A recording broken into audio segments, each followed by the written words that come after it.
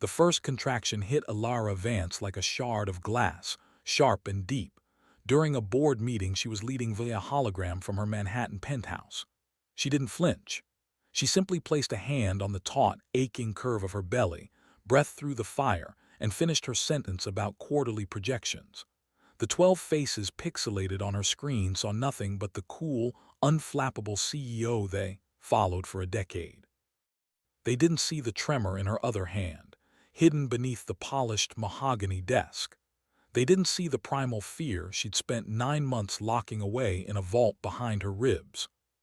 2 hours later, the world had shrunk to the sterile, beeping expanse of a private delivery suite. The lights were low, mimicking dusk. Machines chirped a steady, metallic rhythm beside the bed, tracking the frantic beat of her son's heart, the relentless surge of her own. The air smelled of antiseptic and the faint, sweet scent of the lavender oil her nurse had dabbed on her temples. Alara was adrift on a sea of pain, each wave cresting higher, pulling her under for longer. She clung to the rails of the bed, her knuckles white, her breathing a ragged, practiced counterpoint to the monitors. Her husband Julian stood by the window, a silhouette against the glittering tapestry of the city he loved to conquer. He was on his phone, his voice a low, steady murmur. "Just push the meeting to Thursday, Mark. No, I don't care what he wants. Tell him the terms are non-negotiable." He was still in his custom-tailored suit, the fabric costing more than the monthly salary of the 2 nurses tending to her. He hadn't taken off his jacket. He hadn't held her hand. Another contraction seized her, tearing a gasp from her throat. "Julian," she managed, her voice thin, stripped of its usual authority. He held up a finger, one moment, without turning around. He finished his call, his tone never wavering. The disconnect was a chasm opening up in the middle of the room. He finally pocketed his phone and turned, his smile a perfect, polished thing that didn't reach his eyes. "Everything's handled, darling. Just sealing the Singapore deal." "I need you," she whispered, the admission costing her more than any corporate merger. "I'm right here," he said, but he was already glancing at his watch, a platinum Patek Philippe that ticked away seconds he clearly felt were being wasted. It was during the next lull, when the pain had receded to a dull, ominous roar, that his personal phone, the sleek black one he kept separate from his work device, vibrated on the bedside table. A text notification lit up the screen. Alara's eyes, heavy with exhaustion, drifted to it. The preview was stark against the dark glass. "Isabella, 9:14 p.m. Can't wait for tonight. Is the Dragon Lady finally pushing out your air? Hurry up, my love. The champagne is getting warm." The world did not slow down. It shattered. The air vanished from her lungs. The beeping of the monitor seemed to scream, "Dragon Lady, your air, my love." Julian, seeing her frozen stare, snatched the phone. His face, for a fraction of a second, was a mask of pure panic before it smoothed over into practiced confusion. "Alara, it's nothing. Just a disgruntled former employee. Jealous. You know how they get." But she knew. She knew in the cold dread that was flooding her veins, in the way his eyes darted away from hers, in the sickeningly familiar pet name he'd once reserved for her. My love. The pieces of 1,000 small betrayals, the late nights, the perfumed scent on his collar he'd blamed on a colleague, the emotional distance that had grown like a weed between them, suddenly clicked into a horrifying, perfect picture. "Get out," she breathed, the words barely audible. "Darling, don't be hysterical. You're under stress. You're not thinking clearly." A new kind of pain, sharper and more profound than any contraction, ripped through her. It was the sound of her entire world, the life she had built, the trust she had given, imploding. "Get out." This time it was a raw, guttural scream that tore from the deepest, most wounded part of her soul. The nurses froze. The doctor looked up, startled. Julian's face hardened. The mask of the concerned husband fell away, revealing the cold, ambitious strategist beneath. "Alara, control yourself." But she was beyond control. She was breaking, and she was doing it alone in a room full of people, under the indifferent gaze of the city lights. As another contraction, this one fueled by heartbreak and rage, seized her body. She turned her face into the pillow, and for the first time since she was a girl, Alara Vance wept. Now pause for a second. What would you do if the person you trusted most, the one who vowed to hold your hand in the most vulnerable moment of your life, became the source of your deepest pain? What if the man who promised to cherish you was counting down the minutes until he could be with someone else, while you fought to bring his child into the world? Would you shatter? Would you rage? Or would you find a strength you never knew you possessed, buried beneath the rubble of your broken heart? If this story already has you feeling that tightness in your chest, I need you to do me a favor. Tap the like button. It helps us tell stories that matter to more people like you. Drop a comment below and tell me what you would have done in that delivery room. Would you have screamed? Would you have gone silent? And don't forget to subscribe, because here on Mr. Malcolm Stories, we don't just tell dramas. We tell stories that make you feel, that make you think, and maybe, just maybe, help you heal a little. Now, let's get back to the moment Alara's life fractured in two. The next 48 hours were a blur of searing pain and profound numbness. Alara gave birth to her son, Liam, through a haze of tears and clenched teeth. There was no joyful cry when he emerged, only her own ragged sob of relief and exhaustion.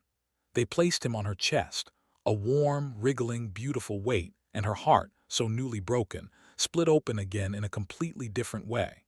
A love so fierce and immediate it terrified her. She held him, tracing the perfect curve of his cheek, and made a silent vow. I will never let you down. Julian was there in the periphery. He'd returned after the birth, his expression a careful blend of concern and irritation. He held Liam awkwardly, his mind clearly elsewhere. He tried to explain once, his voice low and reasonable. Isabella is a distraction, Alara. It doesn't mean anything. It doesn't change us. You're my wife. This is my son. This is our legacy. She said nothing. She just looked at him, her eyes, once full of fire and ambition, now flat and empty as stone. Her silence unnerved him more than any scream could have. He left soon after, citing an unavoidable emergency in Tokyo. She was alone in the pristine, silent hospital suite, a bouquet of blood-red roses from Julian sitting on the windowsill, their scent cloying and funereal. The paparazzi, tipped off by someone, were camped outside. Headlines were already brewing. Vance airborne amidst CEO power struggle. The world saw a powerful woman who had it all. They didn't see the woman lying in the dark, nursing her son, feeling the phantom ache of a betrayal so deep it felt like a physical wound. Alara had never been afraid of silence. She'd been born into it. Her childhood was not one of brownstones and lullabies, but of cramped apartments and the constant, low-grade hum of anxiety. She, grown up in the shadow of a steel mill in Gary, Indiana, the air thick with the smell of rust and regret. Her father was a welder with fists like hammerheads and a temper that flashed hotter than the furnaces he tended. Her mother was a ghost, a woman whose spirit had been broken long before Alara could form a memory of her smile. Alara learned early that speaking didn't always change outcomes. Sometimes it just made things worse. So she built a fortress inside her own mind. She found solace in numbers, in patterns, in the clean, unassailable logic of mathematics. While her father raged, she calculated the square footage of her future penthouse. While her mother wept, she drafted business plans on the back of discarded grocery lists. Her escape route was a perfect SAT score and a full-ride scholarship to Stanford.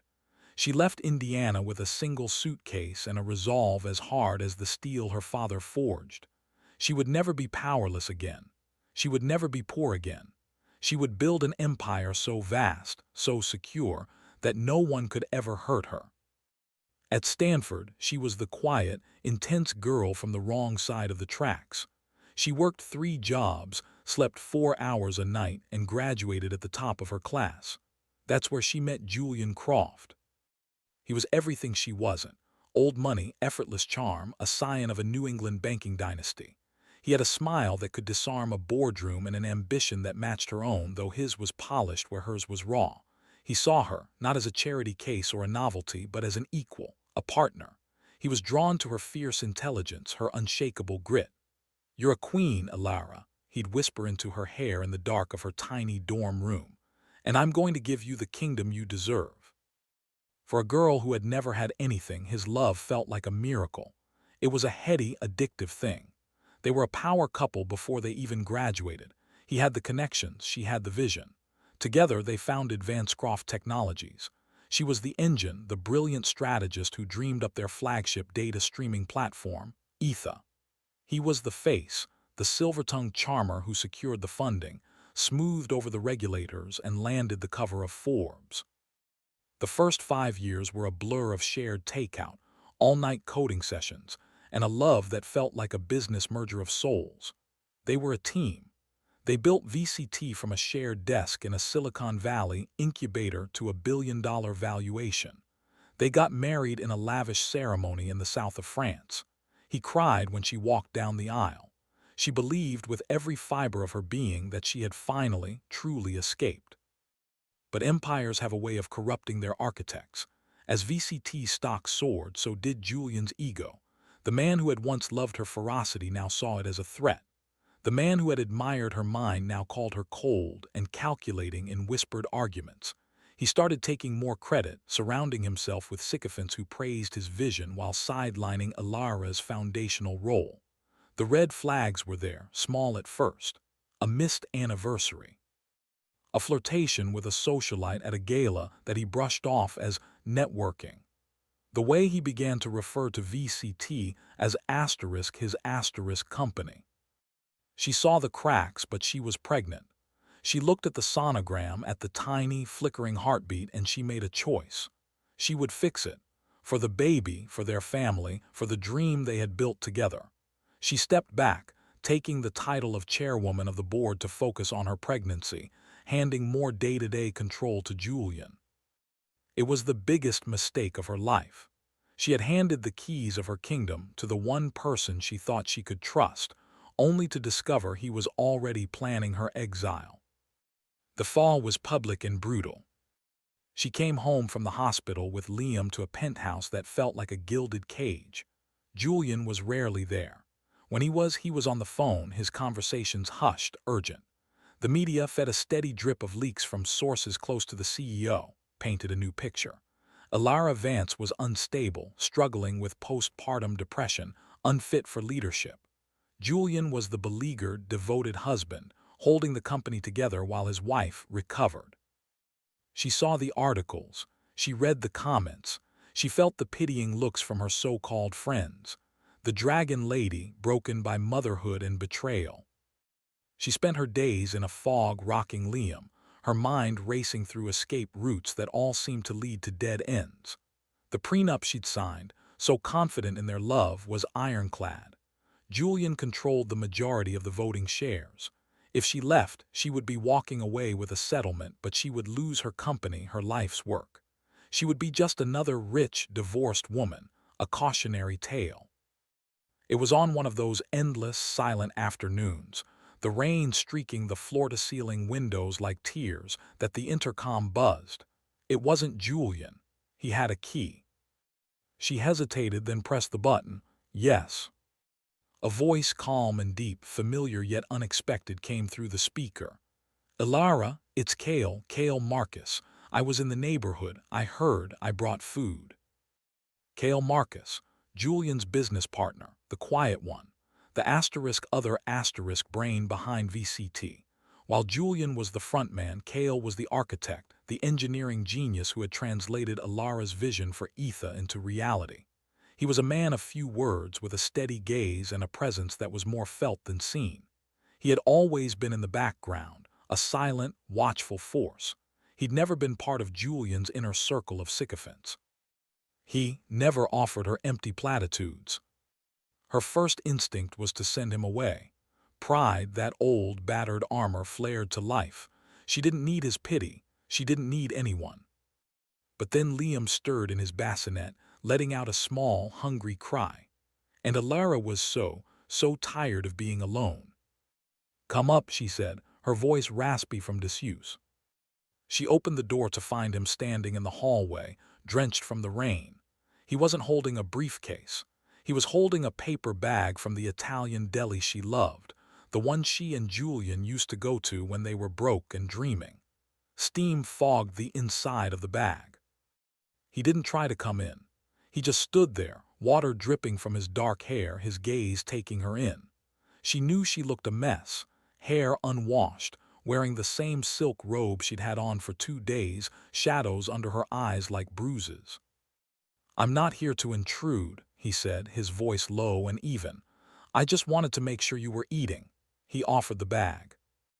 Alara stared at it, then at him. This wasn't the grand, performative gesture of a man like Julian. This was simple, human. It was the first real, uncalculated kindness anyone had shown her in weeks. She took the bag. The warmth seeped into her cold fingers. "Thank you," she whispered, the words feeling foreign on her tongue. He nodded, his eyes, a quiet, intelligent gray, holding hers for a moment longer than necessary. There was no pity in them, there was something else, respect, and a shared, simmering anger. "He's moving to dilute your shares," Cale said, his tone matter of fact. "The board meeting is in 2 weeks. He's telling them you're a liability." The news should have leveled her. Instead, it lit a fuse.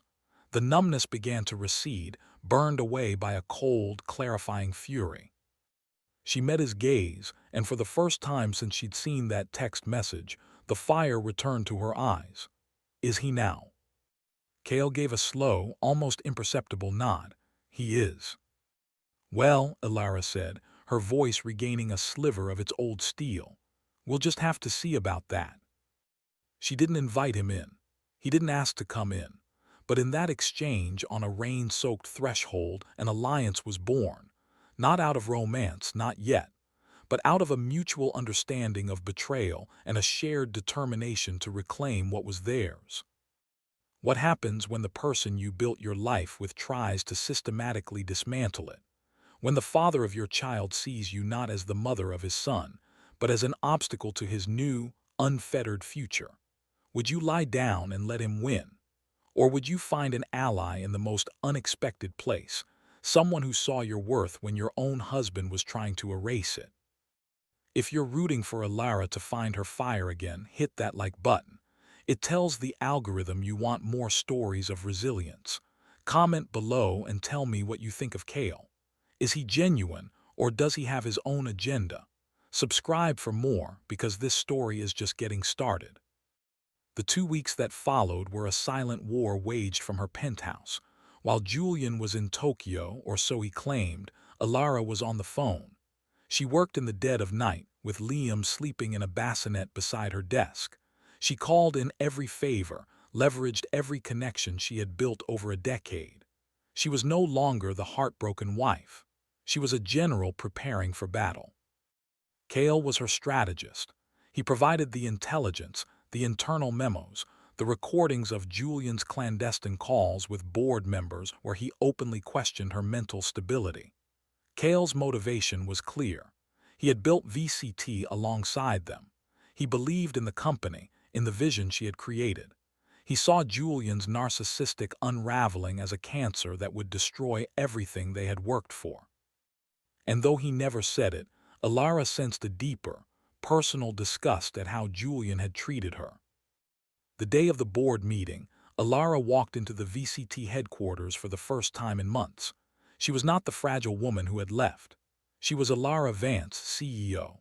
She wore a sharply tailored black suit, her hair was pulled back in a severe knot, and her makeup was flawless, a mask of impenetrable composure.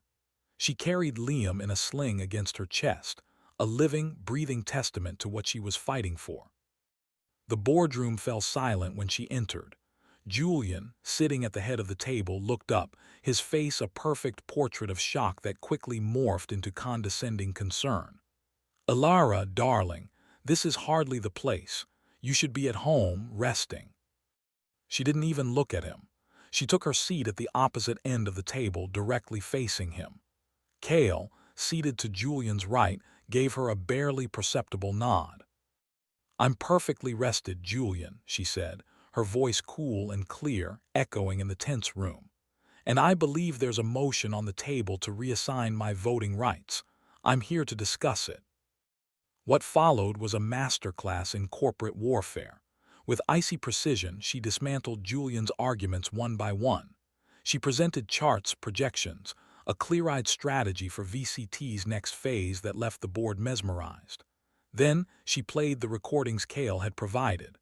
Julian's own voice, conniving and cruel, filled the room. The color drained from Julian's face. He stared at her, then at Cale, his eyes blazing with a hatred so pure it was almost tangible. "You," he spat at Cale. "You treacherous bastard." Cale didn't flinch.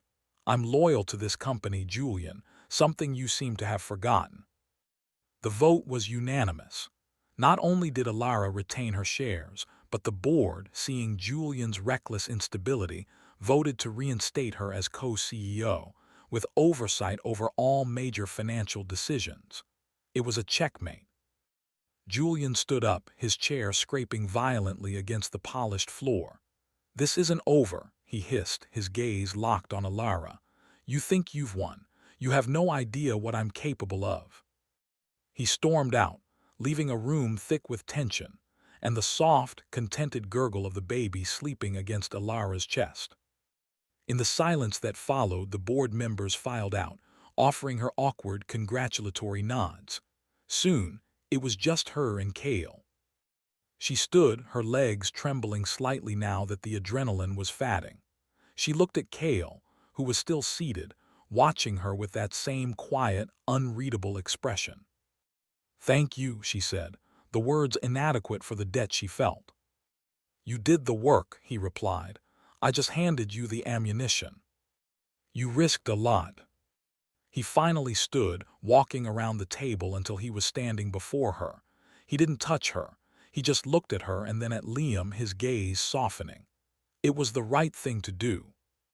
In that moment, surrounded by the ghosts of her shared dreams with Julian, Alara felt something she hadn't felt in a very long time. Safe. The war for the company was won, but the personal war was just beginning. Julian, humiliated and enraged, became a phantom menace. He launched a smear campaign in the press, contesting paternity, claiming Alara was an unfit mother. He used his vast resources to make her life a living hell, dragging her through endless legal battles. Through it all, Cale was a constant. Not a lover, not yet, a partner, a friend. He never overstepped, he never pressured. He was just there. He came over on Friday nights with takeout and helped her review legal documents. He held Liam while she took a shower, his large, capable hands gentle with her son. He listened when she raged. And he sat in comfortable silence when the words wouldn't come. One evening, after a particularly brutal day in family court, she broke down. The tears she had been holding back for months finally came, great, heaving sobs that shook her entire body. Cale didn't try to stop her. He didn't offer empty words. He just sat beside her on the floor of her living room, his shoulder pressed against hers, a solid, warm presence in the gathering dark, and let her fall apart. When the storm had passed, she was leaning against him, her head on his shoulder, exhausted. His arm was around her, holding her together. "I don't know how to do this," she whispered. "I don't know how to trust anyone ever again." His voice was a soft rumble against her ear. "You don't have to trust everyone. You just have to learn to trust yourself again. The rest will come." She lifted her head, her eyes meeting his in the dim light. His face was so close. She could see the flecks of silver in his gray eyes, the faint stubble along his jaw. He wasn't handsome in Julian's polished, magazine-cover way. His was a quieter, more substantial beauty. The beauty of integrity, of strength that didn't need to announce itself. He didn't move to kiss her. He just waited, his gaze holding hers, letting her decide. And Alara, for the first time, made a choice that wasn't about survival or strategy or her son. It was about what she wanted, what she needed. She leaned in and kissed him. It wasn't a kiss of passion, not at first. It was a kiss of gratitude, of recognition, of a slow, tender healing. It was soft and questioning, and full of a hope she thought had died in that delivery room. When she pulled away, his breath was warm on her lips. He didn't smile, but his eyes shone with a light that warmed her from the inside out. "Okay," he asked, his voice rough. "Okay," she breathed. It was the beginning of everything. The legal battles with Julian dragged on for over a year, a draining, expensive war of attrition. But Alara was no longer fighting it alone.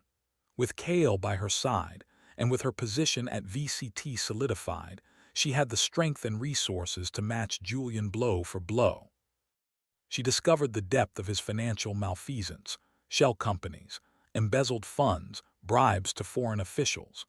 The man who had accused her of being unstable was the one teetering on the edge of legal and financial ruin. Faced with the evidence Alara and Kale presented, his lawyers advised him to settle. He signed the divorce papers in a cold, silent room, his signature a furious slash. He gave up full custody of Liam in exchange for Alara not pressing criminal charges. He was left with a fraction of his wealth and a reputation in tatters. The day the divorce was finalized, Alara didn't celebrate. She stood on her balcony holding a sleeping Liam and watched the sun set over the city. She felt no triumph, only a profound, weary peace. The dragon was slain. The kingdom was secure. Her relationship with Kale unfolded not as a whirlwind but as a slow, steady sunrise. It was built in the quiet moments, in the way he learned how she took her coffee, in the way he read bedtime stories to Liam in a deep, soothing voice, in the way he debated business strategy with her, challenging her, respecting her mind, never feeling threatened by her power. He never tried to move into her penthouse. He kept his small, book-filled apartment in Brooklyn. He understood her need for space, for autonomy. He wasn't trying to own her. He was trying to build a life with her. One rainy afternoon, a year after her divorce, they were in her home office. She was at her desk, he was on the sofa, laptops open, working in companionable silence. Liam was playing at their feet. Alara looked up from her screen, her gaze traveling from her son, babbling happily, to the man who had become her anchor. The quiet, steady force who had seen her at her most broken and hadn't looked away. "Kale," she said softly. He looked up, his eyes meeting hers. "Marry me," she said. There was no fanfare, no grand speech. It was a statement, a choice. Kale didn't look surprised. He simply closed his laptop, set it aside, and stood. He walked over to her, knelt down so he was at eye level with her chair, and took her hands in his. "Only if you're sure," he said, his voice thick with emotion. "I have never been more sure of anything in my life," she replied, her own eyes glistening. He smiled then, a real full smile that transformed his whole face. "Then yes, Alara Vance, 1,000 times yes." They were married in a small, simple ceremony at the Viola Davy Foundation, a place that had come to symbolize resilience and second chances to Alara. The only guests were a handful of true friends, her loyal staff and Viola herself, who teased Kale that he was finally making an honest woman out of her. Liam, now a toddling, curious 2-year-old, was the ring bearer. It wasn't a merger. It wasn't a business arrangement. It was a vow between two people who had found, in the wreckage of their pasts, a love built on respect, partnership, and a peace that felt like coming home. 5 years later, Alara stood at the helm of a transformed Vancecroft Technologies. Under her and Kale's joint leadership, it had become a leader in ethical tech, launching initiatives to bridge the digital divide, funding STEM programs in underserved communities like the one she'd grown up in. The Alara Vance Fellowship for Young Female Entrepreneurs was oversubscribed every year. She never moved out of her penthouse, but she and Kale had bought the one next door and combined them, creating a sprawling, light-filled home that was always full of noise and life. The walls were covered not with sterile modern art, but with Liam's vibrant, chaotic paintings and family photos. She stood now at the window of her office, looking down at the Foundation's annual fundraising gala in the garden below. It was a glittering affair, but her eyes sought only two people. Kale was near the stage, deep in conversation with Viola, making the older woman laugh. He caught Alara's eye from across the crowd and gave her a small, private smile that still, after all these years, made her heart flip. And then there was Liam, now 7, holding the hand of his little sister, 3-year-old Isla. He was pointing up at the stars, no doubt telling her one of the elaborate stories his father had taught him. Alara's phone buzzed. A news alert. Julian Croft DECLARES bankruptcy. She felt a flicker of something, not schadenfreude but a distant, quiet pity, and then she swiped the notification away. He was a ghost from another life, a cautionary tale that no longer had any power over her. She walked down to the garden, her simple silk gown flowing around her. She didn't need to make a speech tonight. Her work, her family, her life, they were her testimony. Cale met her at the bottom of the steps, slipping his hand into hers. His touch was familiar, warm, a permanent anchor. "Everything okay?" he asked softly.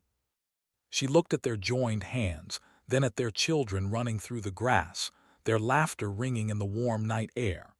She looked at the building behind them, the Viola Davy Foundation, a beacon of hope she was proud to support. She looked at this good, steady man who had chosen her and whom she had chosen in return. "Everything," she said. The silence in the penthouse after the gala was a comfortable, living thing. It was not the hollow silence of abandonment Alara had known after Liam's birth, but a silence brimming with the echoes of laughter, the ghost of music, the soft, sleeping breaths of her children. Cale was clearing the last of the wine glasses from the terrace, his movements efficient and quiet. He had taken off his tie, and his dress shirt was open at the collar, revealing the strong, steady line of his throat. Alara leaned against the doorway watching him. 5 years.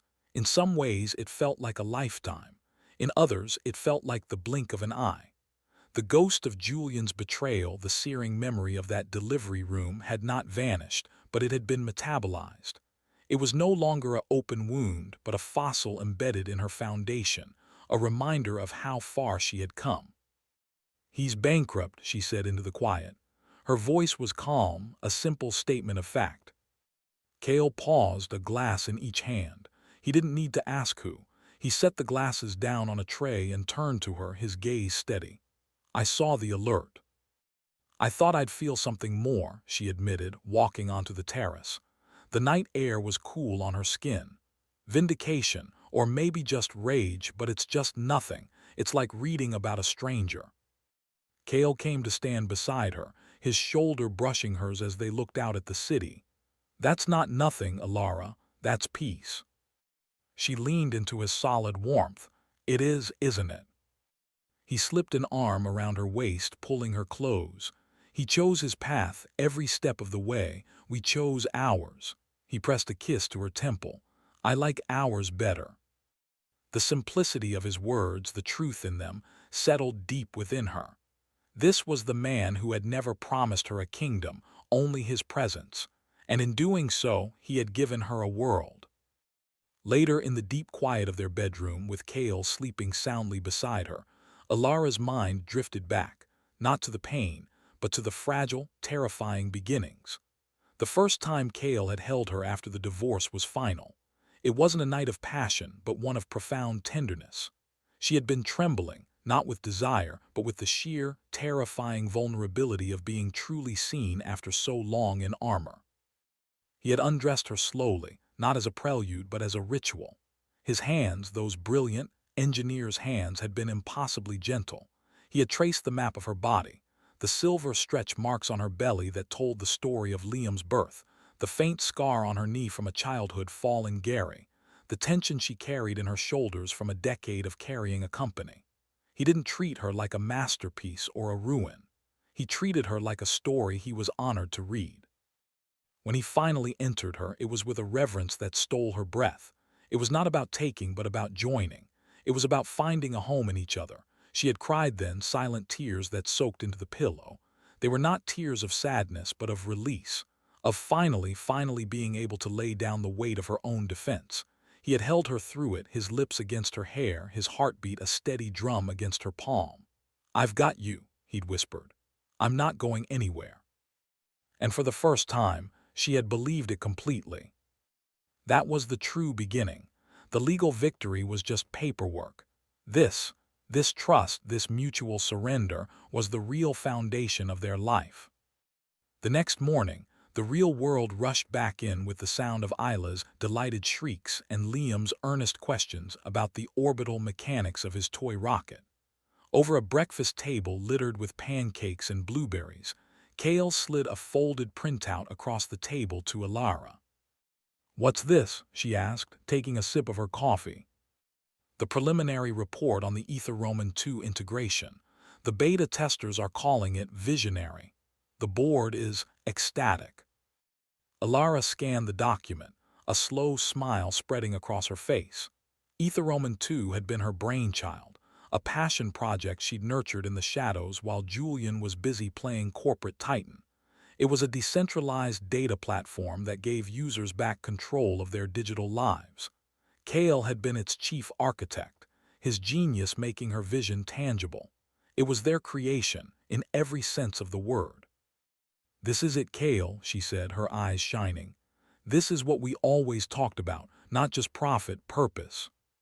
He nodded, reaching over to wipe a smudge of syrup from Isla's chin. "It is. And they want you to keynote the launch at the Global Tech Summit in San Francisco next month." The summit was the biggest stage in their industry. The same stage where, years ago, Julian had taken sole credit for the original Ether. Alara corrected him gently. "They want us to keynote." Kale held her gaze. "The invitation has your name on it, Alara. It's your vision, your story. I'll be in the front row." She saw the absolute sincerity in his eyes. There was no resentment, no hidden ambition. He was proud of her. He wanted the world to see her shine. It was a gift more precious than any jewel. The month that followed was a whirlwind of preparation.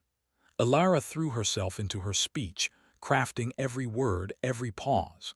She worked with a coach, not to project authority. She had that in spades.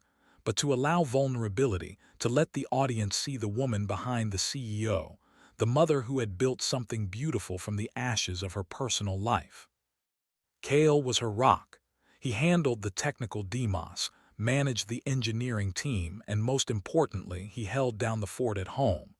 He was the one who read the bedtime stories, who packed the school lunches, who soothed nightmares and celebrated lost teeth. He never once made her feel guilty for the long hours. He was her partner. A week before the summit, a different kind of storm cloud appeared on the horizon. A sleek, embossed envelope arrived by private courier. Inside was a summons. Julian was suing for visitation rights. The paper felt cold and poisonous in Alara's hands. She read the legalese, her heart hammering against her ribs. He claimed he had rehabilitated himself, that he was in a stable place and deserved a relationship with his son. He cited the alienation of affection he'd suffered due to her poisonous influence.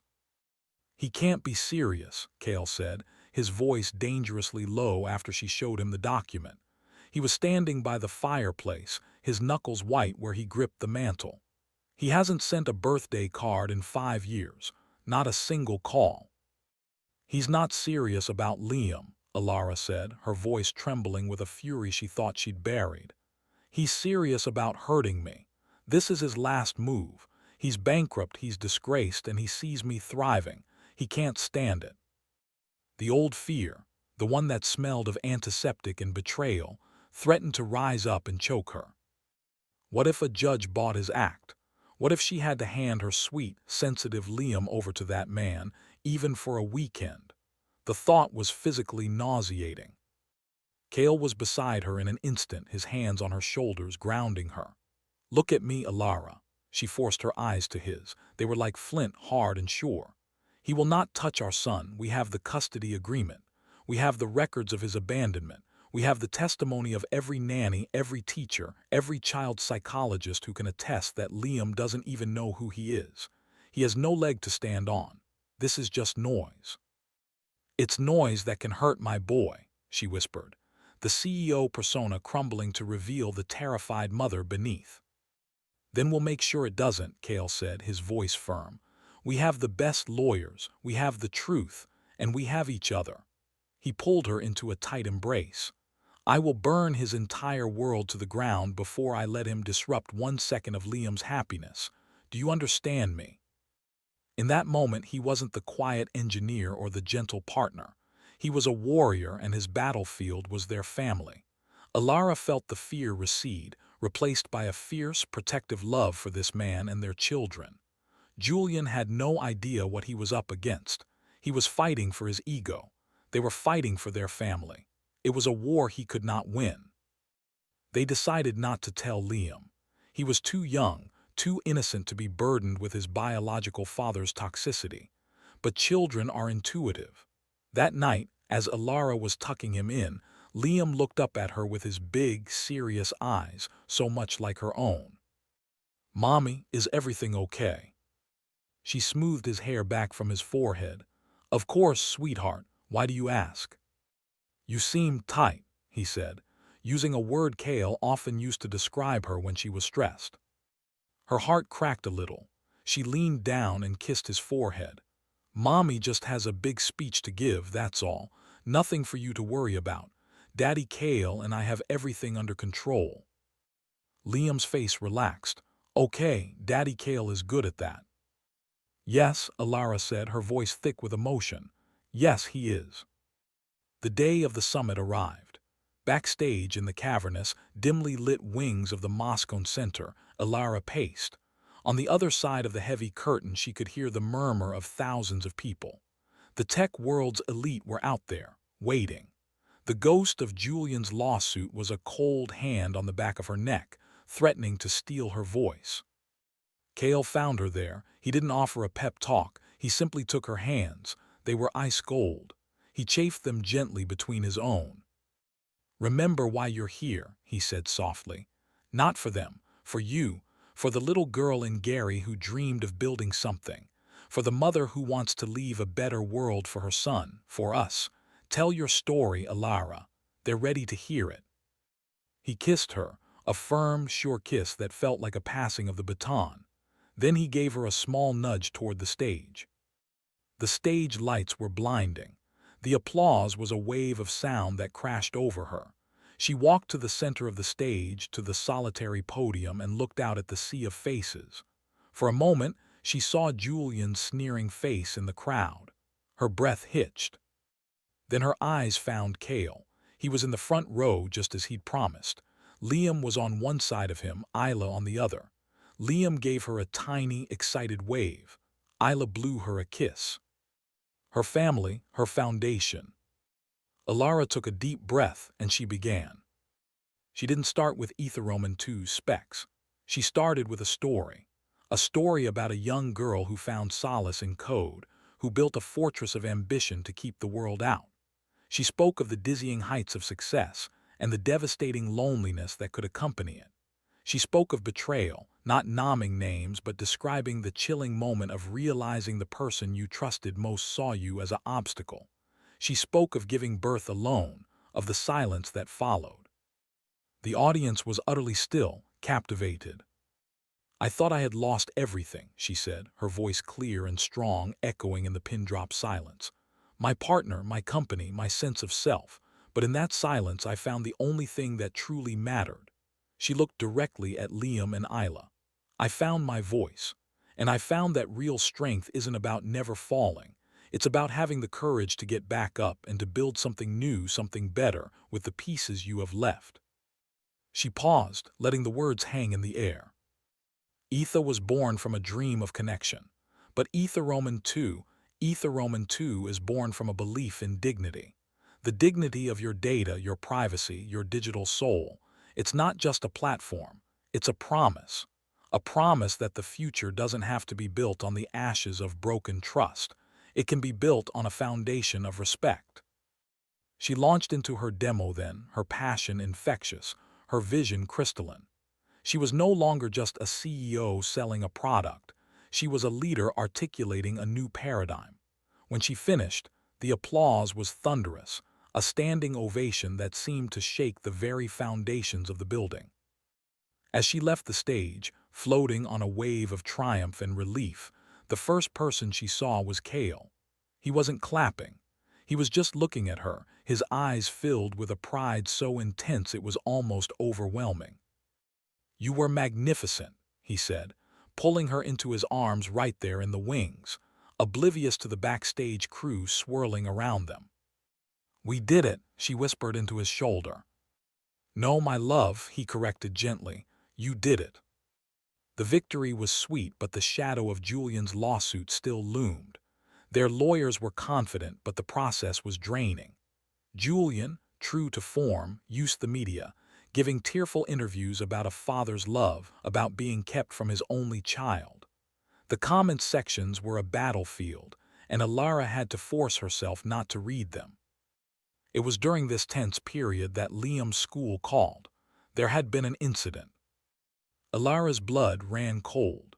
She and Cale arrived at the pristine private school to find a stoic Liam in the principal's office, and a red-faced, crying boy named Oliver with his indignant parents. "Liam struck Oliver," the principal said, her tone disapproving. "He said Daddy Cale wasn't my real dad," Liam burst out, his small body trembling with anger and hurt. "He said my real dad was a criminal and that Mommy paid Daddy Cale to live with us." The air left Alara's lungs. The poison had seeped into her son's world. She looked at Liam's tear-streaked face, at the confusion and betrayal in his eyes, and a cold, clean rage such as she had never known settled over her. Cale was the one who knelt down in front of Liam, his voice calm but firm. "Liam, look at me." Liam's watery eyes met his. "What Oliver said was wrong and hurtful, but using your hands is never the answer. You understand that?" Liam nodded, his lower lip trembling. "But what he said," Liam whispered. "What he said is about his family's ignorance, not our family's truth," Cale said, his voice unwavering. "I am your dad in every way that counts. I choose you every single day. That is real. The rest is just noise." He pulled Liam into a hug, and the boy clung to him, sobbing. In that moment, Alara saw the unshakable bond between them, a bond built on 1,000 small moments of love and consistency. It was more real than any biological claim. She turned to Oliver's parents, her CEO mask firmly in place, her eyes like chips of ice. "I trust this matter is settled, and I trust you will have a conversation with your son about the difference between playground gossip and malicious slander. If I hear of this happening again, my lawyers will be in touch, and they are far less understanding than I am." The parents, cowed by her sheer presence, quickly gathered their son and left. But the damage was done. The ride home was quiet. That night, after they had put a subdued Liam to bed, Alara stood in the living room, shaking with fury. "That's it," she said, her voice low and deadly. "I'm done. I'm not just going to defend against his lawsuit, I'm going to end him." Cale watched her, his arms crossed. "What are you thinking?" "I'm thinking that Julian has spent his life running from consequences. He thinks this is a game. It's time he learned it's not." She walked to her desk, pulling out a file. "While you were building Ether Roman 2, I had a private investigator dig deeper. I wanted to know if there was anything else, any other weapon he might try to use. I found it." She handed Cale a photograph. It was of Julian, looking drawn and older, meeting with a man with known ties to Eastern European cybercrime syndicates. "He's not just bankrupt," Alara said. "He's desperate. After we froze him out of VCT, he tried to start his own rival firm. He took money from these people, and he failed. He owes them millions. The lawsuit isn't about seeing Liam. It's a shakedown. He needs money, and he thinks he can extort it from me by threatening my peace." Cale's face was grim. "This is dangerous, Alara." "I know," she said, "but it's also his endgame." She picked up her phone. "It's time to stop playing defense." The following week, Alara requested a private meeting with Julian and his lawyer. She insisted it be in a neutral location, a conference room in a midtown law firm. She went alone. Cale had wanted to come, but she knew she had to do this herself. This was the final ghost she had to lay to rest. Julian looked older, the polish worn thin to reveal the desperation beneath. His smile was a brittle thing. "Ilara, you're looking prosperous." "Let's skip the pleasantries, Julian," she said, her voice cool as she took a seat opposite him. "You're not getting visitation with Liam." His lawyer began to speak, but Julian held up a hand. "He's my son." "Is he?" Ilara asked, her head tilted. "Or is he a leverage point, a way to get to the money you owe to Mikhail Orlov?" The color drained from Julian's face so completely he looked like a corpse. His lawyer looked confused. "I don't know what you're talking about." "Don't you?" Ilara slid a copy of the photograph across the table. "I have bank records, Julian, recorded conversations. I know everything. The lawsuit drops today. You walk away from Liam forever. You sign a legally binding affidavit renouncing all parental rights, and you never, ever speak our names again." "Or what?" Julian sneered, but the fear in his eyes was palpable. "Or," Ilara said, leaning forward, her voice dropping to a whisper that was more terrifying than any shout, "I don't just send this to the courts. I send it to Mr. Orlov. I imagine he'd be very interested to know you're sitting on potential funds that you're refusing to pay him with. And from what I understand, his methods of debt collection are considerably less civilized than mine." Julian stared at her, his jaw working. He looked at the woman he had betrayed, the woman he had tried to break. He saw no remnant of the wife he'd known. He saw a queen, seated firmly on her throne, and he was a supplicant in the dirt. He was broken, truly, finally broken. "You wouldn't," he whispered. "Try me," she said, her gaze unwavering. There was a long, tense silence. Julian's shoulders slumped. He looked at his lawyer and gave a curt, defeated nod. "Draw it up." An hour later, Ilara walked out of the building, the signed affidavit in her briefcase. The sun was shining. She felt light. The last chain had been severed. Cale was waiting for her in the car across the street. He didn't ask if she was okay. He could see it on her face. He simply opened his arms, and she slid into the passenger seat and let him hold her. "It's over," she said. "It's really over." "I know," he murmured into her hair. "Let's go home." Home, the word had never meant so much. Life, their beautiful, messy, perfect life, continued. Ether Roman 2 launched to historic success, cementing Ilara's legacy not just as a survivor but as a visionary. She was named Businessperson of the Year. The photo on the cover of the magazine was of her, Cale, Liam, and Isla laughing on the terrace of their penthouse. The headline read, "The First Family of Tech." One evening they were all in the living room. Liam was showing Cale a complex structure he'd built in his coding sandbox, his small face alight with concentration. Isla was curled in Ilara's lap, half asleep, her thumb in her mouth. "Look, Daddy Cale, it's a castle," Liam said proudly. Cale studied the screen, a smile playing on his lips. "It's a great castle, buddy. Strong foundations, just like ours." Liam beamed. "Yeah, just like ours." Ilara's eyes met Cale's over their children's heads. No words were needed.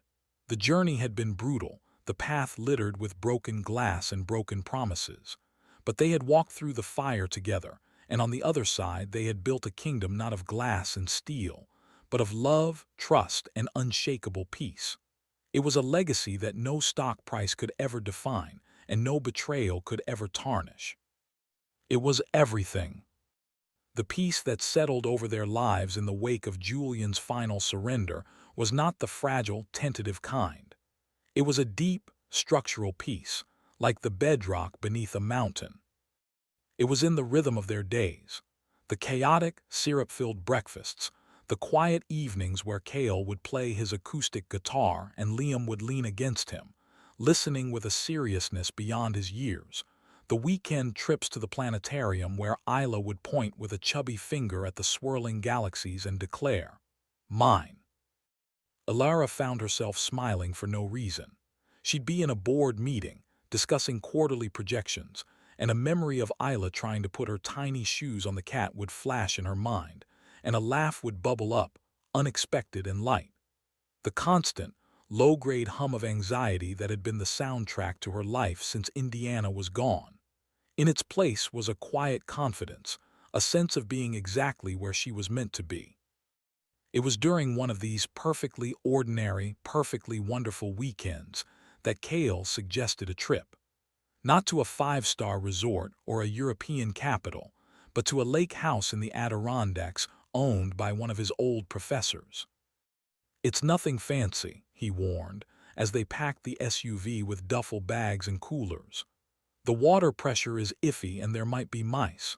But the stars, Alara, you've never seen stars like that." Liam was vibrating with excitement in the back seat, his nose pressed to the window. "Are there bears, Daddy Cale? Real ones?" "Maybe," Cale said, meeting Alara's eyes in the rearview mirror with a grin. "But they're more scared of you than you are of them."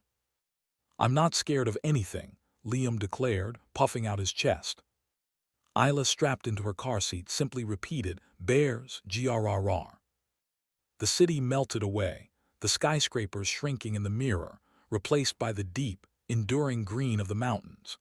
The air, when they finally stepped out of the car, was cool and clean, smelling of pine and damp earth. The lake house was exactly as Cale had described, a rustic, cedar-shingled cabin with a stone chimney and a porch that looked out over a glassy, dark blue lake. It was perfect. For 3 days they were untethered. They fished off the rickety dock, though they caught nothing. They built a fire in the great stone fireplace and roasted marshmallows until Isla's face was a sticky, happy mess.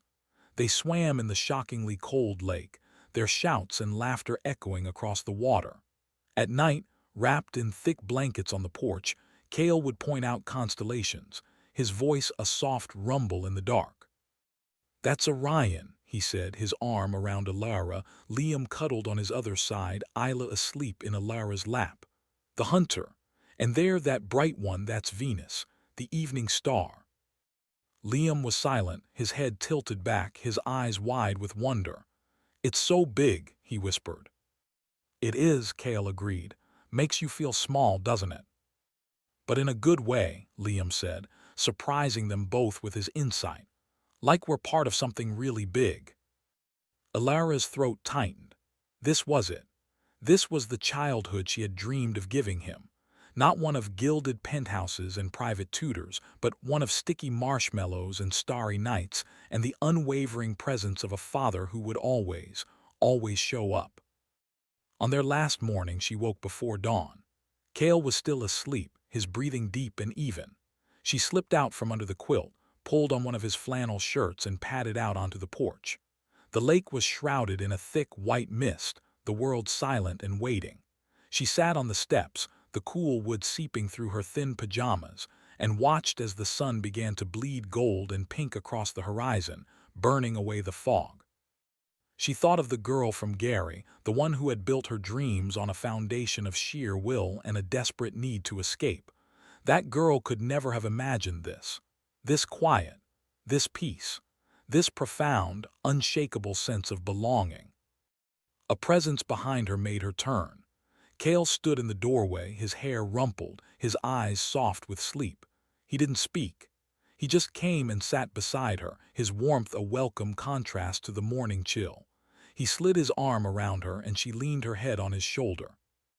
They sat like that as the world woke up around them, as the mist dissolved to reveal the mirror-still surface of the lake, as the first loon called, its cry a lonely, beautiful sound across the water. "Thank you," Alara whispered. "For what?" he murmured into her hair. "For this, for all of it, for being the man who builds campfires and points out stars." He held her tighter. "It's my privilege, Alara, every single day." They returned to the city on Sunday evening, the car filled with the smell of pine and the happy exhaustion of a weekend well spent. The real world was waiting, but it felt different now. Less threatening, more manageable. The first order of business was a meeting with the board of the Viola Davy Foundation. Viola herself was there, her presence as commanding as ever, though she moved a little slower now.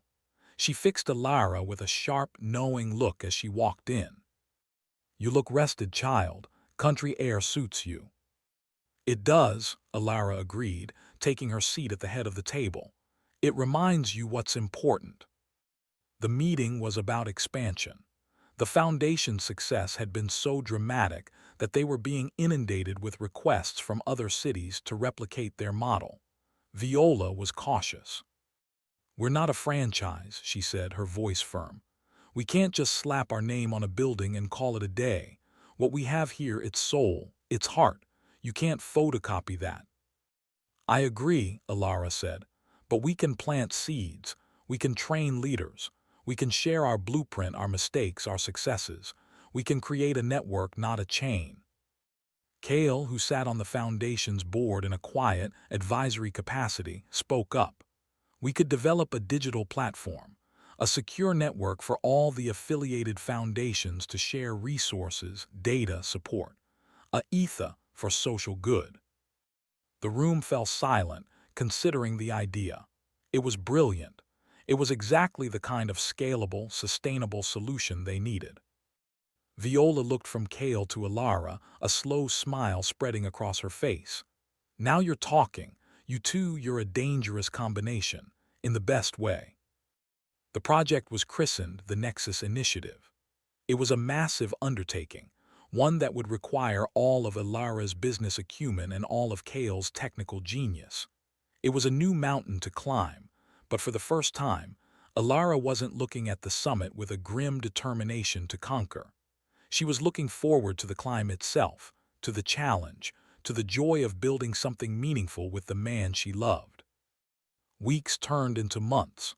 The Nexus Initiative became their shared passion project, the thing they worked on after the kids were in bed. Their laptops glowing in the dim light of the living room, their heads bent together over lines of code and grant proposals. It was during one of these late-night sessions that Alara noticed a change in Kale. He'd always been a quiet man, but his silence had taken on a new quality. It was pensive, weighted. He'd stare out the window at the city lights, his fingers still on the keyboard. "You're a million miles away," she said softly one night, closing her laptop. He started, then gave her a faint, distracted smile. "Just thinking." "About?" He hesitated, a rare thing for him. "Legacy," he said finally. "This project, it's incredible, Alara. It's going to change lives. It's the kind of thing that lasts." "It is," she agreed, watching him carefully.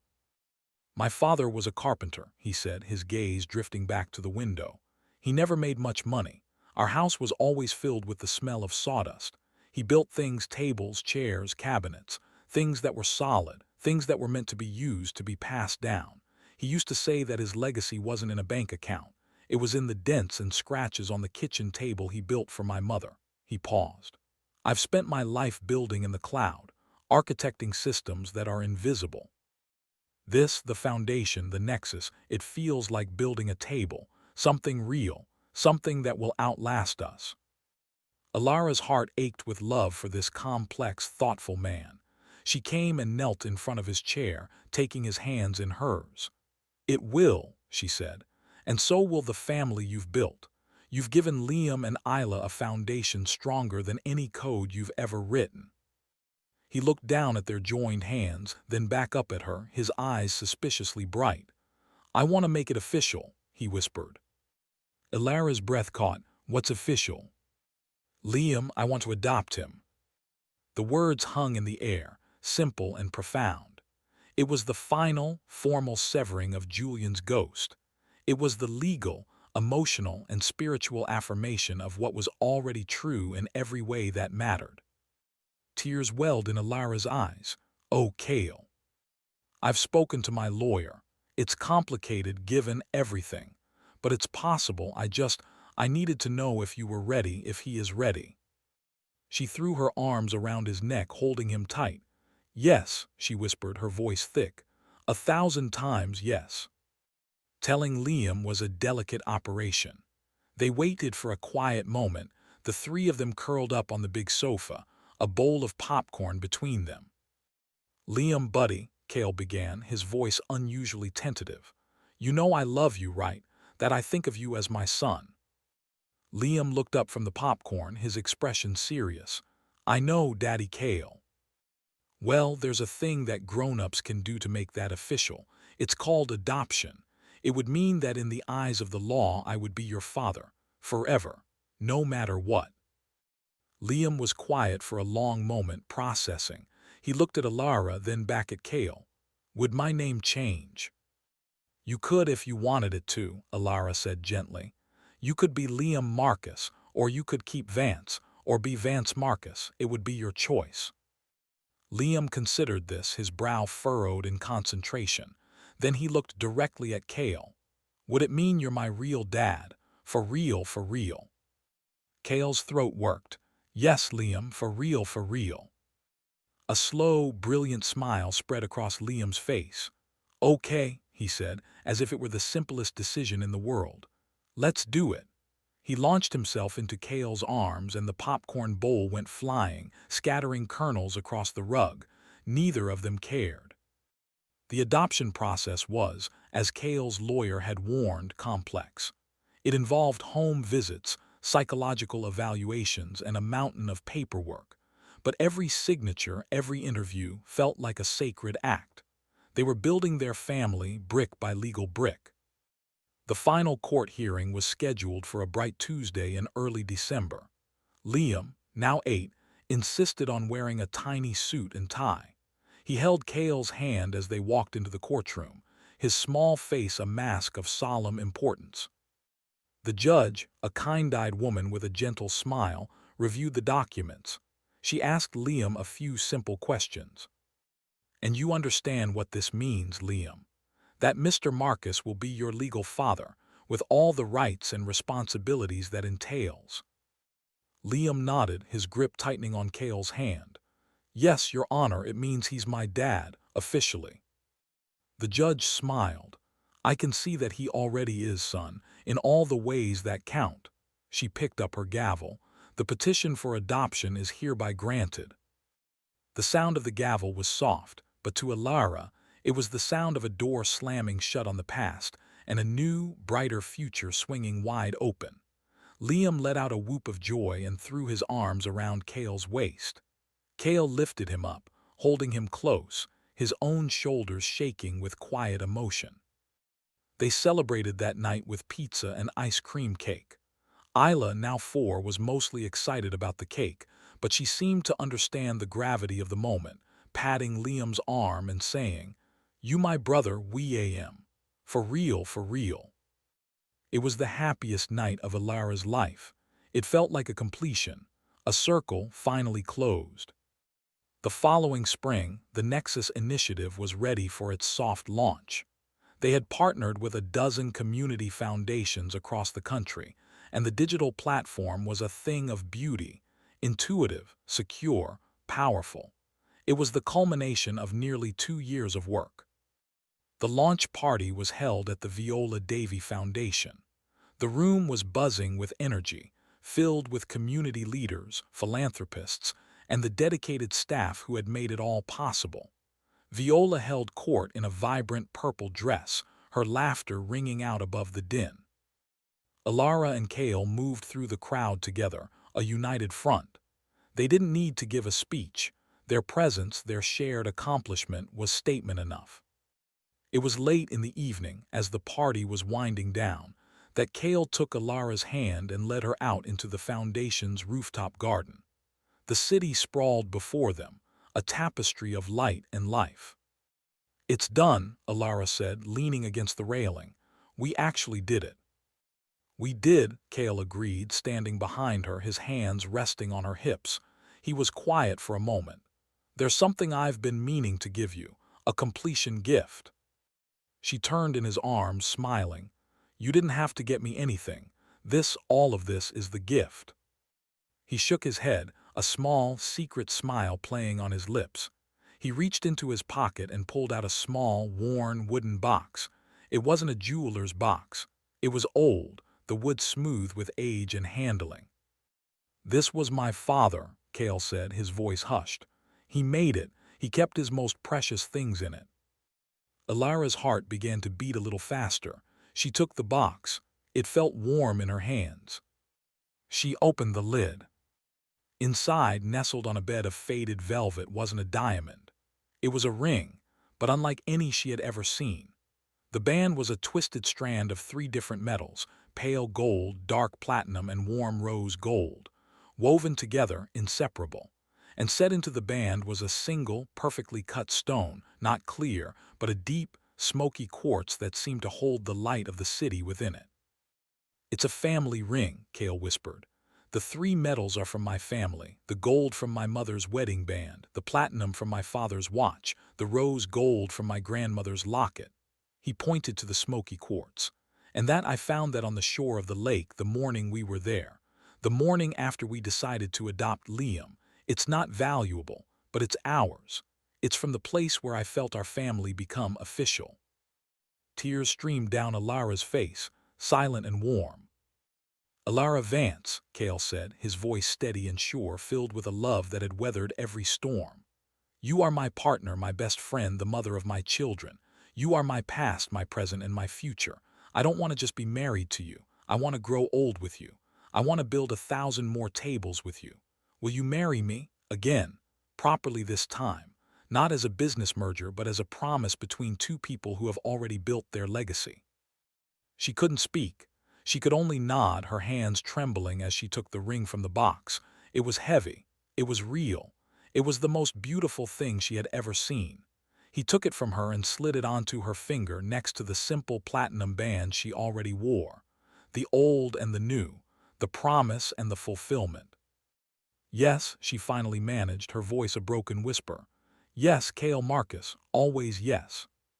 He kissed her then, under the city stars, and it felt like another beginning, the best one yet. The wedding was small, just family and their very closest friends in the same rooftop garden. Liam was Cale's best man, standing proud and straight, holding the rings on a velvet pillow. Isla was the flower girl, scattering rose petals with abandon. Viola officiated, her voice strong and clear, her words simple and profound. "Love isn't a flash in the pan," she said, looking from Alara to Cale. "It's the slow, steady burn of a well-built fire. It's choosing each other day after day through the good times and the hard times.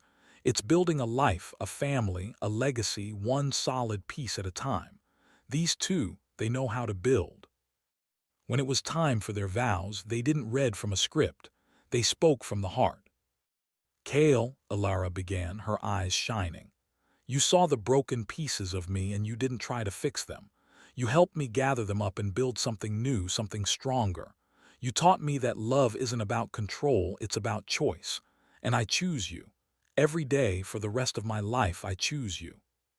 Cale took her hands, his own eyes glistening. "Alara, you are the strongest, most brilliant, most beautiful soul I have ever known. You took the shattered pieces of your own life and built a palace. You let me in. You let me help you build a home there. Loving you is the easiest and most honorable thing I will ever do. I promise to stand by you, to build with you, to love you and our children until my very last breath." As they exchanged the new, woven metal rings, a cheer went up from their small gathering. But the loudest cheer came from Liam, his face alight with a joy so pure it could have powered the entire city. Later, as the sun set, painting the sky in hues of orange and purple, Alara stood with her husband Asterisk, and looked out at their family. Liam was teaching Isla a complicated handshake, both of them giggling. Viola was laughing with Cale's old professor, the one who owned the lake house. The sounds of jazz floated up from the foundation speakers. Cale's arm was around her waist, his hand resting on the simple, profound weight of the ring on her finger. "It's perfect," she murmured, leaning her head against his shoulder. "It's a start," he corrected softly, his voice filled with the promise of 1,000 more tomorrows.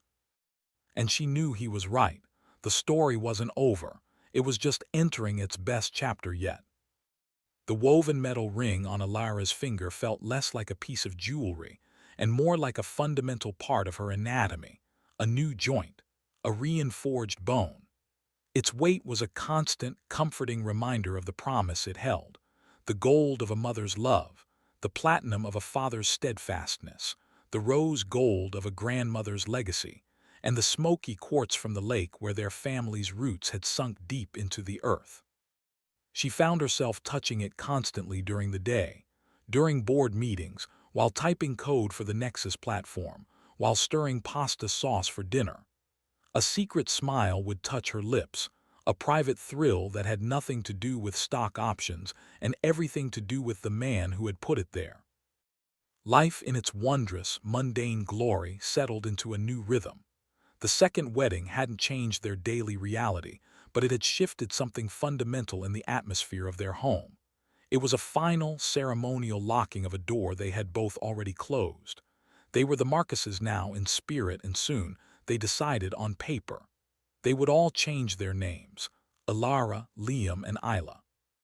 It was a decision met with overwhelming enthusiasm from Liam, who practiced signing Liam Marcus on every scrap of paper he could find. The process of legally changing their names was a bureaucratic mountain, but they climbed it together, filling out forms in triplicate, waiting in fluorescent-lit government offices, treating each step not as a chore but as a pilgrimage. Each notarized signature was a brick laid in the foundation of their new official identity. The Marcus family. The words felt solid, real, like the kitchen table Cale's father had built. It was a Tuesday afternoon, 3 months after the rooftop ceremony, when the final paperwork arrived in a thick, official-looking envelope. Ilara opened it at the kitchen counter, her hands trembling slightly.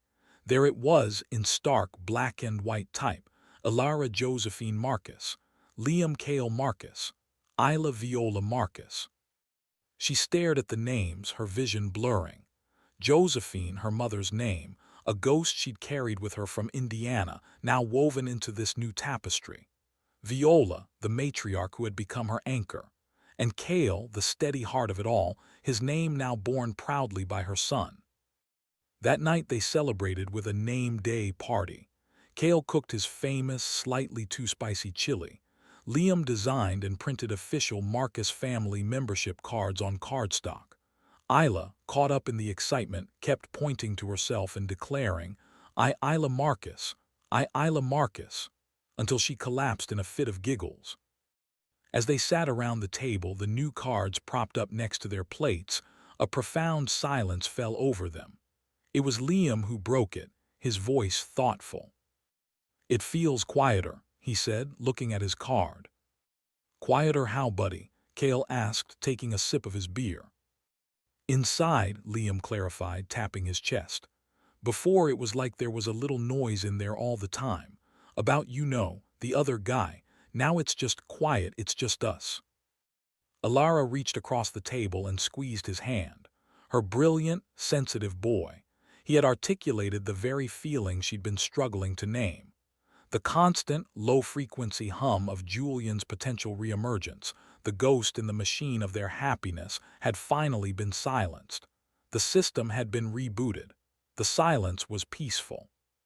With this new, profound internal quiet came a fresh wave of creative and professional energy. The Nexus Initiative's soft launch had been a resounding success, and now demands were flooding in from across the globe. They were invited to speak at the United Nations, to advise the World Bank, to consult with governments on digital infrastructure for underserved communities. It was on the flight back from a grueling but exhilarating trip to Copenhagen that Ilara had the idea. She was looking out the window of the private jet, a necessary concession to their insane schedule, at the endless blanket of clouds below, a landscape of pure white under the moon. "We're thinking too small," she said, turning to Cale, who was dozing beside her. He opened one eye. "The project that's being called the Internet of Good is thinking too small." "Yes," she said, her mind racing. "We're building a network, a platform. It's a tool, but we're not addressing the root. The reason these communities are underserved in the first place. It's not just a lack of technology, it's a lack of access to capital." Cale sat up, fully awake now. "Go on." "What if we created a fund?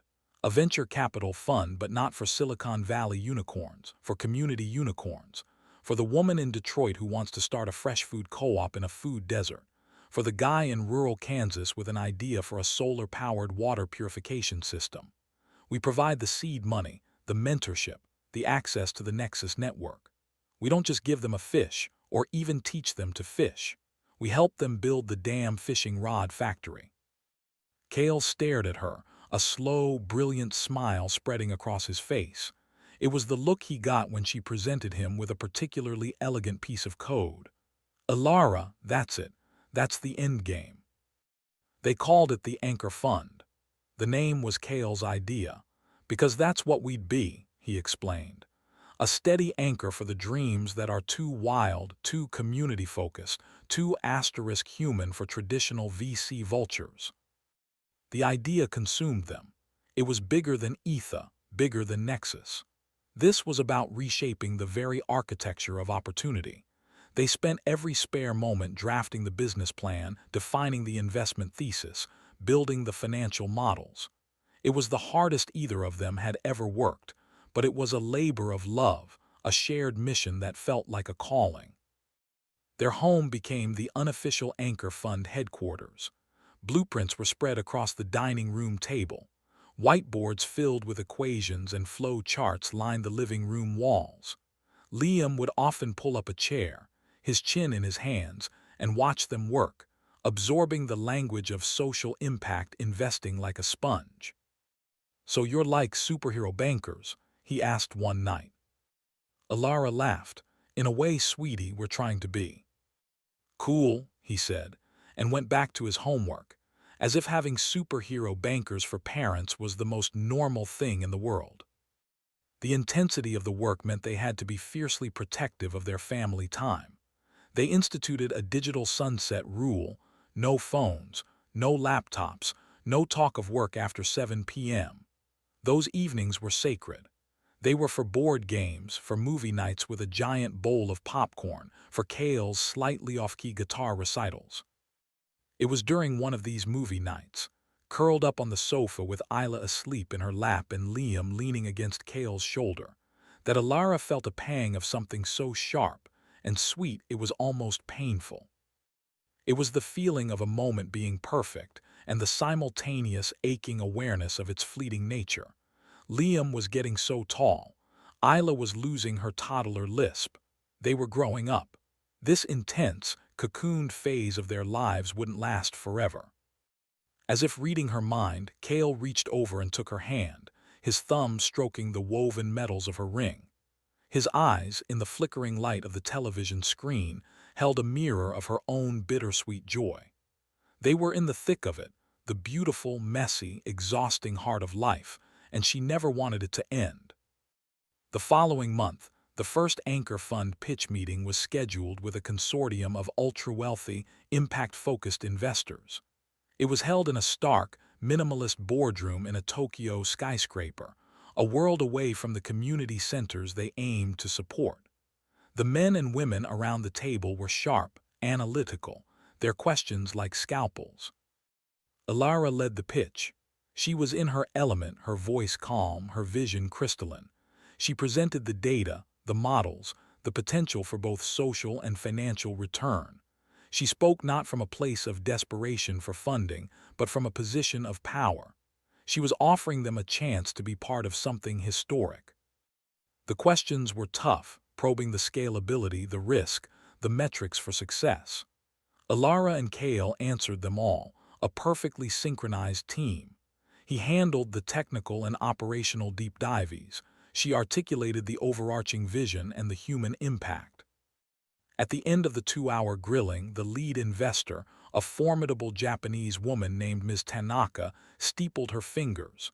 "It is a compelling proposal, Ms. Marcus. Audacious. Some might say naive." Alara held her gaze. "The biggest leaps forward always are, Ms. Tanaka." A faint smile touched the woman's lips.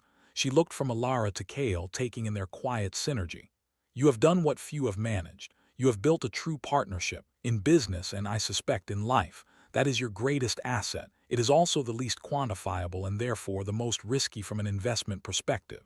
She paused, letting the tension build. "And it is the reason we are in. The Tanaka Group will commit to the anchor investment. Let's build some factories." The victory was seismic. It meant the Anchor Fund was no longer a dream. It was a reality. They celebrated that night in a tiny, hidden izakaya, sitting on tatami mats, drinking warm sake. The air was thick with the smell of grilled yakitori and their shared, disbelieving joy. "We did it," Kale said, his sake cup raised. "We're just getting started," Alara replied, clinking her cup against his.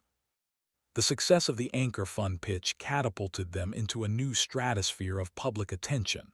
They were no longer just the first family of tech. They were the power couple reimagining capitalism. The coverage was largely positive, but with the spotlight came a new, more insidious form of scrutiny. A weekly tabloid known for its venomous takedowns ran a cover story with the headline, "Saint Alara and the Silent Partner, the Calculated Rise of the Marcus Dynasty." The article was a masterclass in insinuation. It painted Alara as a cunning manipulator who had used Julian's betrayal to craft a sob story narrative, and Kale as a passive, perhaps even manipulated, figure who was merely the technical muscle behind her grand PR scheme. It dug up old, out-of-context quotes from disgruntled former VCT employees, and even suggested that the adoption of Liam was a strategic move to solidify their brand as the perfect family. It was nonsense, poisonous clickbait nonsense, but it stung. It was designed to. Alara threw the magazine into the recycling bin with a force that rattled the can. "They don't know us," she seethed, packing the length of their kitchen. "They take our truth and they twist it into this grotesque parody." Kale was calmer, but his jaw was tight. "They're selling a story, Alara. Our real story is too complex, too nuanced. Conflict and villainy are easier to package." "It's not fair," she said, her voice cracking with a frustration she rarely allowed herself. "After everything we've built, after all the good we're trying to do." "Fairness is a child's expectation," Kale said, coming to her and stopping her packing with his hands on her shoulders. "We're playing a different game. Their words can't touch us unless we let them. Our legacy isn't written in ink. It's written in the code of the Nexus platform. It's written in the first loan the Anchor Fund makes. It's written in Liam's quiet heart and Isla's fearless laugh. That's the story that matters." His words were a balm. He was right. But the incident left a residue, a reminder that their hard-won peace would always require vigilant protection. A few days later, a different kind of challenge emerged, one that couldn't be solved with logic or resilience. It was a phone call from Liam's school. He'd been in a fight. Again. This time it was with two older boys. He hadn't just struck one. He'd reportedly taken them both on, a whirlwind of fury, and had a split lip and a black eye to show for it. When Kale brought him home, Liam was silent, his small body rigid with a mixture of shame and defiant anger. "Liam, we've talked about this," Alara said, her heart aching at the sight of his bruised face. "Using your hands is never the answer. What happened?" He refused to speak, his jaw clenched, his eyes fixed on the floor. It was Kale who managed to break through later, sitting with him on the edge of his bed long after he was supposed to be asleep. Alara listened from the hallway, her ear pressed to the door. "They were saying things, Dad," Liam's voice was small, muffled. "About Mom, the stuff in the magazine. They said she tricked you, that you're not my real dad and she just paid you to be."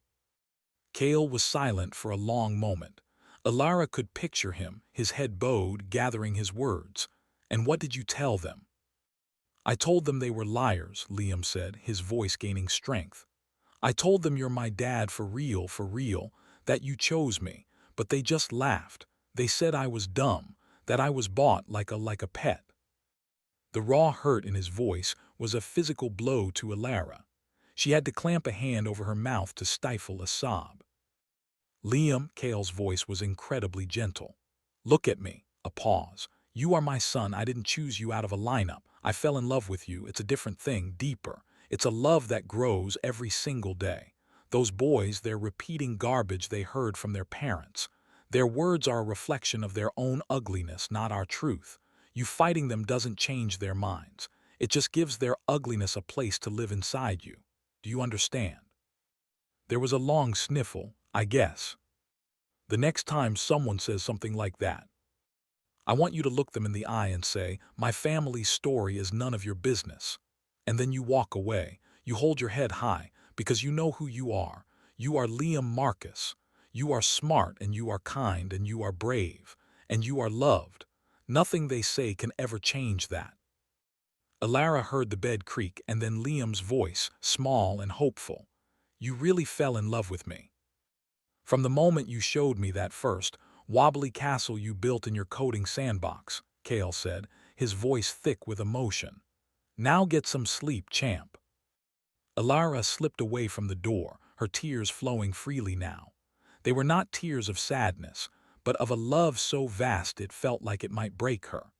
Kale wasn't just raising their son. He was armoring him with a sense of self-worth so strong that the world's cruelty would never be able to pierce it. The next morning, Liam's black eye was a lurid shade of purple, but his demeanor was different, lighter. At breakfast, he looked at Kale and said, "Thanks, Dad." The simple, unadorned word offered so freely hung in the kitchen, more powerful than any business deal, any magazine cover, any award. Kale reached over and ruffled his hair, his own eyes suspiciously bright. "Any time, son." The incident, while painful, seemed to forge an even deeper bond between Liam and Kale. Liam became his shadow, following him around the apartment, asking endless questions about engineering, about music, about life. Kale, with infinite patience, answered every one. Watching them, Alara felt a new idea begin to germinate, one that had been whispering at the edges of her consciousness for months. It was an idea born from the lake house, from the quiet moments, from the profound peace she had found in this life they had built. It was an idea about legacy, but a more intimate one than global platforms and venture funds. One evening, as they were cleaning up after dinner, she broached the subject. "The Anchor Fund is going to need a full-time managing director," she said, wiping down the counter.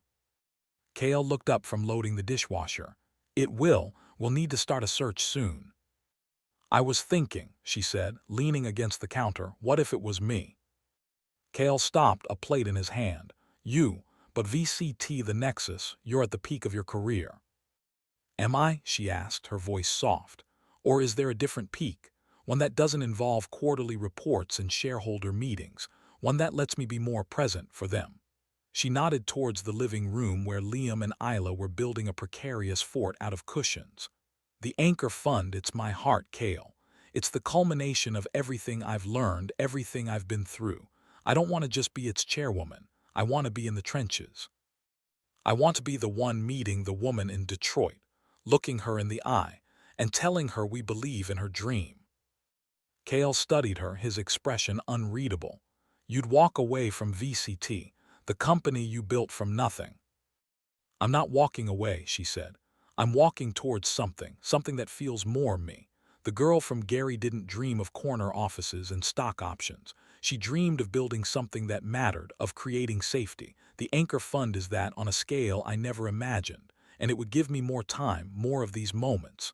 She gestured around their warm, messy kitchen. "I've spent my life running towards success. I think I'd like to try walking for a while with you, with them." Kale put the plate down and came to her, taking her hands. He looked at her for a long, long time, his gray eyes seeing straight through to her soul.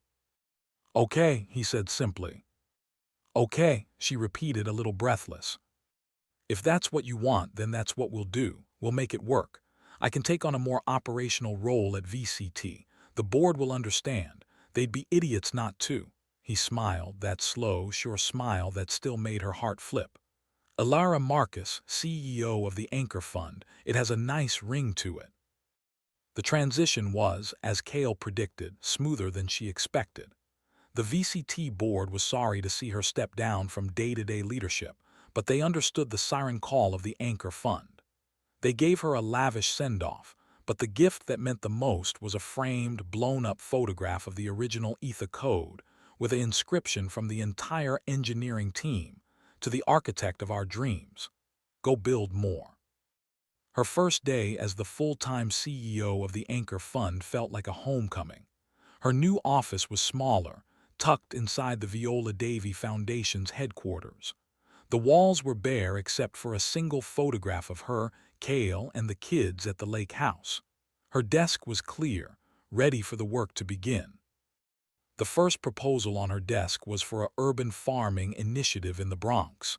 She read it, her heart pounding with a familiar, yet entirely new excitement. This was it.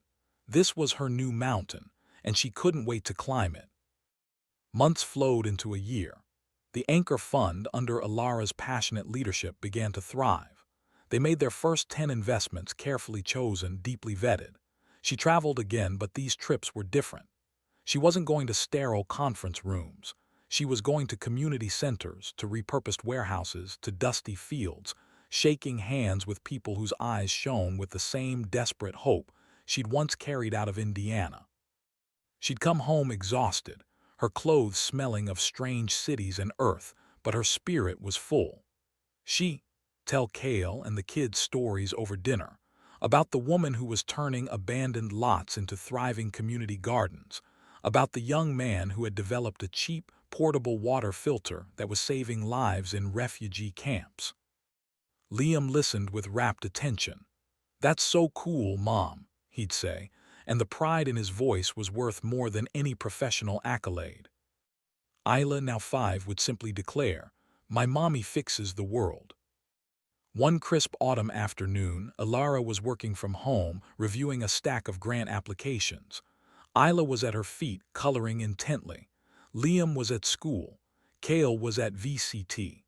The penthouse was quiet, filled with the soft, focused energy of a life in progress. The intercom buzzed, startling her. It was the front desk. "Ms. Marcus, there's a delivery for you. It's large. Should we send it up?" Puzzled, she agreed. A few minutes later, 2 delivery men maneuvered a large, heavy object, shrouded in a moving blanket, into her foyer. "What is this?" she asked. "No idea, ma'am. Instructions were just to deliver it to this address. It's from a KM." Her heart did a little flip. Cale.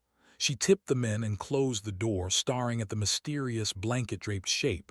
Isla came running, her eyes wide. "A present from Daddy." Alara pulled the blanket away. It was a table. A beautiful, solid, handcrafted wooden table. It was made of rich, dark walnut, its surface smooth and gleaming. The legs were thick and sturdy, the joinery flawless. It was clearly an antique, but it had been lovingly restored. It was substantial, built to last for generations. And sitting in the very center of it was a single, plain envelope. Her hands trembling, Alara opened it. Inside was a simple card, in Cale's precise handwriting.